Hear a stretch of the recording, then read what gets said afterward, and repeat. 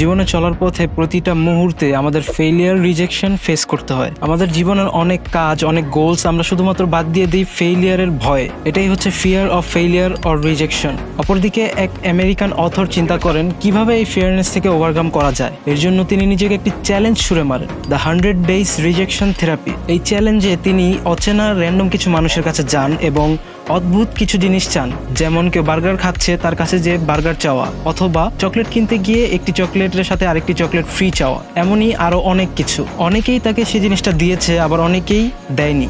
এভাবে 100 দিন পার করার পর তিনি রিয়েলাইজ করেন আমরা যে জিনিসটার জন্য কাজ করি সেই জিনিসটা দিন শেষে সফল হোক বা না হোক, আমরা এর থেকে কিছু না কিছু অবশ্যই শিখতে পারি। বর্তমান বিশ্বে সাকসেসফুল ব্যক্তিরাও ফেইলিয়ার এবং রিজেকশন ফেস করেন এবং তারা এটা থেকে শেখেন, জানেন এবং কাজে লাগান। তাই পিটার ডিঙ্কলেজ বলেন, Ever tried, ever failed, no matter.